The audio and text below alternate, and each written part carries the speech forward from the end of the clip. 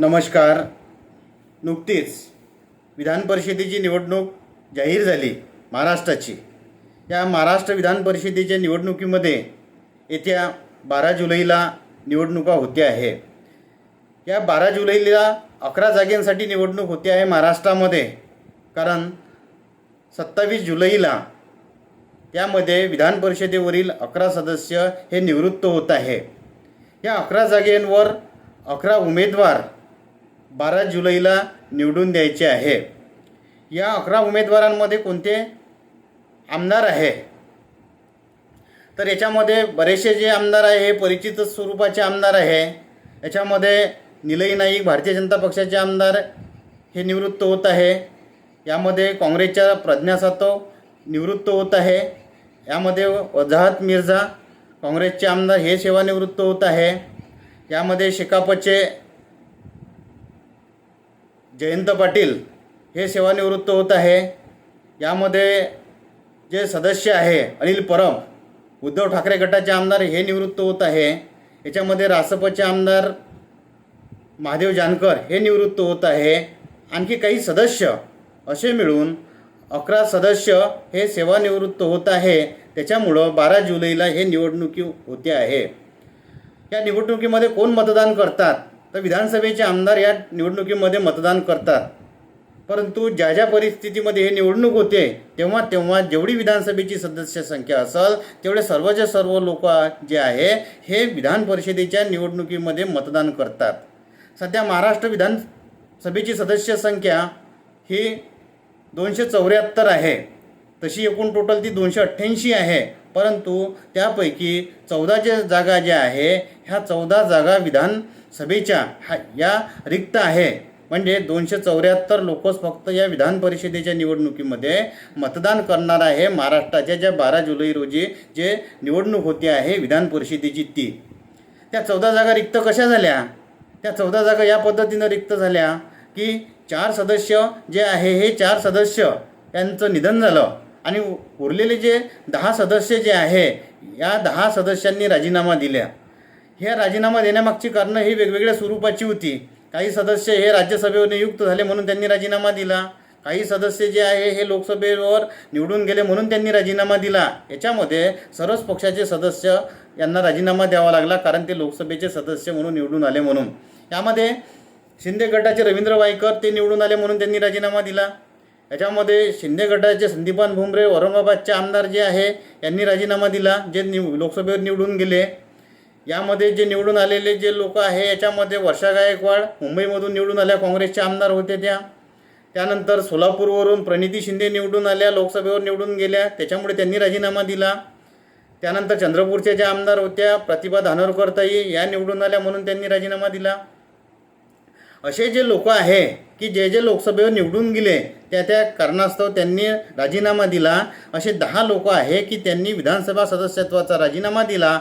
म्हणजे ते 10 लोक आणि निधन झालेले 4 लोक अशा 14 जागा ज्या आहे महाराष्ट्र विधानसभेच्या सध्या रिक्त आहे. 274 जे आमदार आहे हे 12 जुलैला मतदान करणार आहे या विधान परिषदेच्या निमित्तानं. या विधान परिषदेच्या निवडणुकीमध्ये पक्षीय बलाबल जर पाहिलं तर याच्यामध्ये महायुतीचे जे उमेदवार आहे याच्यामध्ये आरामशीर त्या ठिकाणी 9 उमेदवार महायुतीचे निवडून येऊ शकतात. आता महायुतीचे उमेदवार निवडून येणार त्याच्यामध्ये 5 उमेदवार निवडून येऊ शकतात आरामशीर भारतीय जनता पक्षाचे. त्याच्यानंतर 2 शिंदे गटाचे आमदार निवडून येऊ शकतात. 2 अजित पवार गटाचे आमदार निवडून येऊ शकतात. म्हणजे हे जे 9 आमदार निवडून येतात आणि उरलेले जे आमदार आहे याच्यामध्ये काँग्रेस पक्षाचा 1 आमदार आरामशीर निवडून येऊ शकतो कारण त्यांच्याकडे तेवढं बलाबल आहे. आणि 1 आमदार जो आहे तो आमदार जो आहे हा शिवसेना उद्धव ठाकरे गट आणि राष्ट्रवादी काँग्रेस याच्यातर्फे निवडून येणार आहे. म्हणजे 9 सदस्य महायुतीचे आरामशीर जाणार आहे आणि 2 सदस्य जे आहे महाविकास आघाडीचे जाणार आहे या 12 जुलैच्या विधान परिषदेच्या निवडणुकीवर.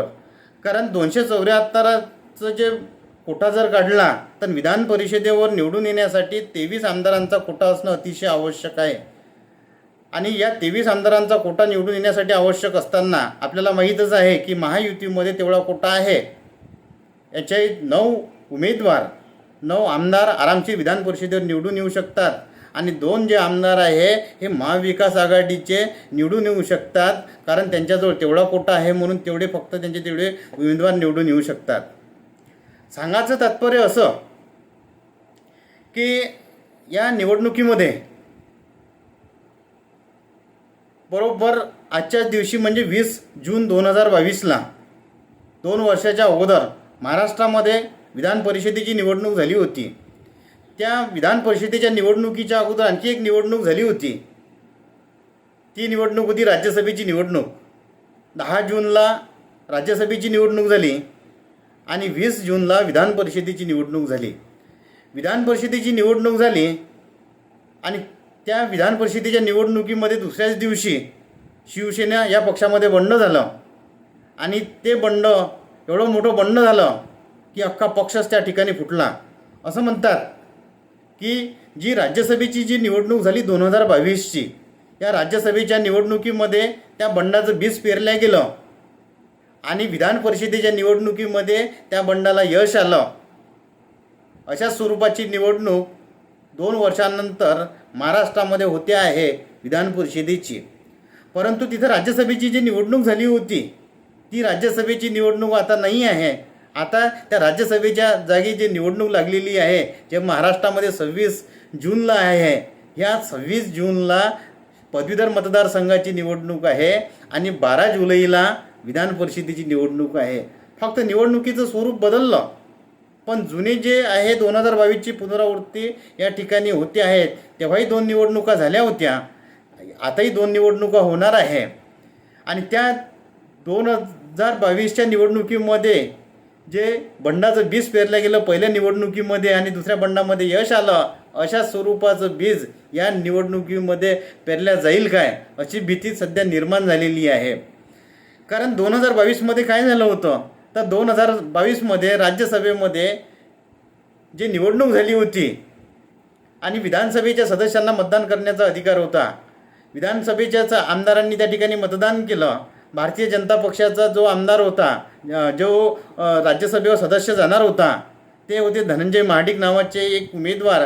त्यांनी त्यांच्याजवळ कोटा नसताना त्या ठिकाणी उभे केले होते. ते अतिरिक्त राज्यसभेवरचे आमदार होते, राज्यसभेवर जाणारे व्यक्ती होते अतिरिक्त दिलेले. आणि शिवसेना या पक्षाजवळ मतांचा कोटा होता. त्यांनी एक उमेदवार दिला होता कोल्हापूरचे. त्यांचे जे खास जे हाडामासाचे जे कार्यकर्ते आहेत शिवसेना उद्धव ठाकरे यांचे, संजय पवार नावाचे व्यक्ती, मतांचा कोटा त्यांच्याजवळ होता म्हणून त्यांनी तो उमेदवार निवडून दिला होता. आणि याच निवडणुकीमध्ये जे काही क्रॉस वोटिंग झालं त्याच्यामध्ये उद्धव ठाकरेच्या आमदारांनी क्रॉस वोटिंग केलं, त्याच्यामध्ये राष्ट्रवादीच्या सदस्यांनी क्रॉस वोटिंग केलं आणि काँग्रेसच्या सदस्यांनी क्रॉस वोटिंग केलं. म्हणूनच धनंजय महाडिक जे होते, धनंजय महाडिक यांच्याजवळ मतदानाचा कोटा नसताना सुद्धा देवेंद्र फडणवीस यांच्या किमयानुसार ते राज्यसभेवर निवडून गेले होते. म्हणजे या ठिकाणी फितुरीचं बीज पेरलं गेलं होतं या राज्यसभेच्या निवडणुकीमध्ये. या राज्यसभेच्या निवडणुकीमध्ये शिवसेनेच्या बंडाचं बीज पेरलं गेलं होतं. पण राज्यसभेच्या निवडणुकीमध्ये असं लक्षात आलं नाही.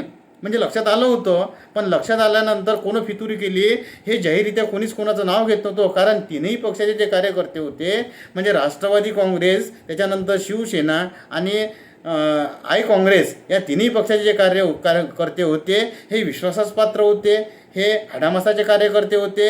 परंतु बंडाचं जे बीज होतं हे राज्यसभेच्या निवडणुकीमध्ये त्या ठिकाणी पेरलं गेलं होतं. त्यानंतर 20 जून 2022ला विधान परिषदेची निवडणूक झाली. या विधान परिषदेच्या निवडणुकीमध्ये काय झालं तर मतांचा कोटा आपापले उमेदवार त्या ठिकाणी उभे केले. त्याच्यानंतर भारतीय जनता पक्षाजवळ मतांचा कोटा नसताना सुद्धा त्यांनी 5वा उमेदवार दिलेला होता, प्रसाद लाड नावाचा. सगळ्यांना नवल वाटलं की यांच्याजवळ मतांचा कोटा नसताना यांना कशा स्वरूपाचं त्या ठिकाणी निवडून यायचं आहे आणि यांच्याजवळ मतांचा कोटा होता. यांच्याही जवळ जे उमेदवार होते यांनी त्यांच्या मतानुसार उमेदवार दिलेले होते.